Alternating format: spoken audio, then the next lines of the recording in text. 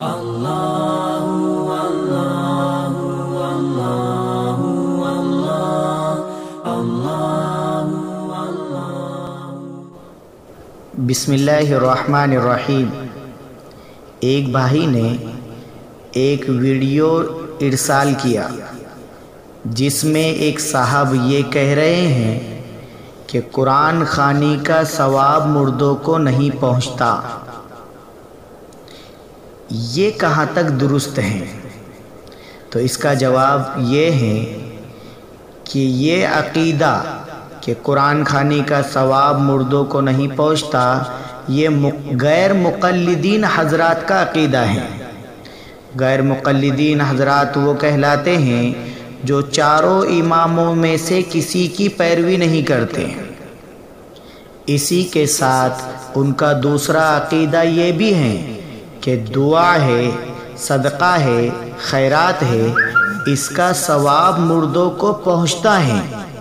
अब यहाँ पर इस बात पर गौर करें कि कुरान करीम पढ़कर मैयत को सवाब पहुँचाने और दुआ, सदका, खैरात के ज़रिए सवाब पहुँचाने, इन दोनों बातों के दरमियान ये जो फ़र्क किया है ये गैर मुक़ल्लिदीन हज़रात ने अपनी तरफ से किया है।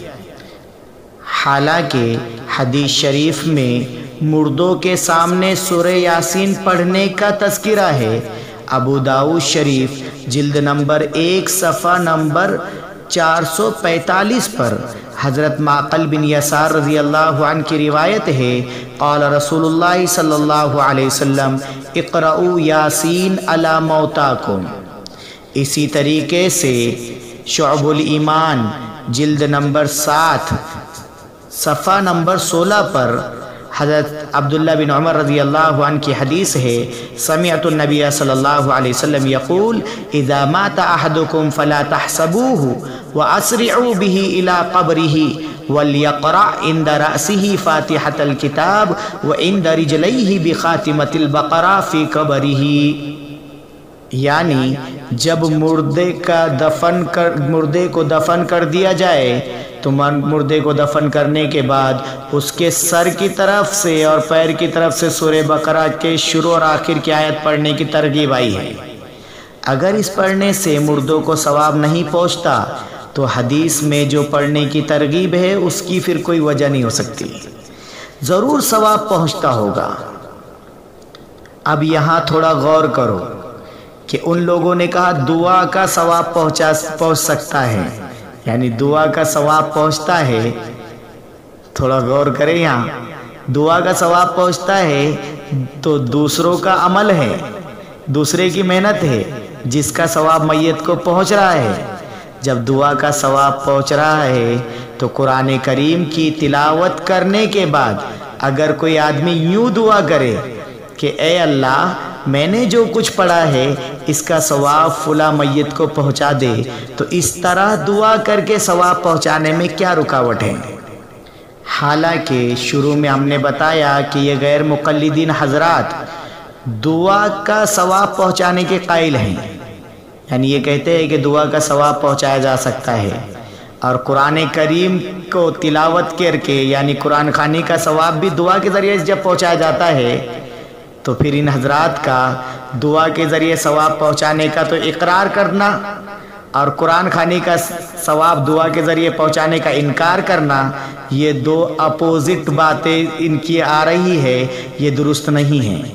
और इसके साथ ये बात भी याद रखिए, जो उलमा कुरान ख़वानी का सवाब मैयत को पहुँचाने की बात करते हैं वो भी दुआ के ज़रिए ही पहुँचाने को कहते हैं।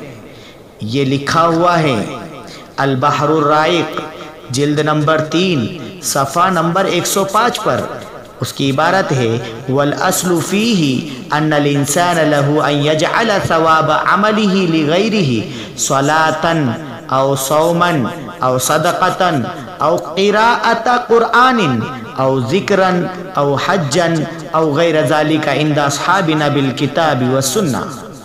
असल ये है कि इंसान के लिए ये इख्तियार है कि वो अपने अमल का सवाब दूसरे के लिए पहुँचाए, चाहे वो अमल नमाज हो یا روزہ ہو یا صدقہ ہو یا قرآن کریم کی تلاوت ہو، ذکر ہو یا حج ہو یا اس کے علاوہ کوئی اور چیز ہو، یہ ہمارے اصحاب کے نزدیک ہے اور یہ ثابت ہے کتاب اور سنت کے ذریعے سے۔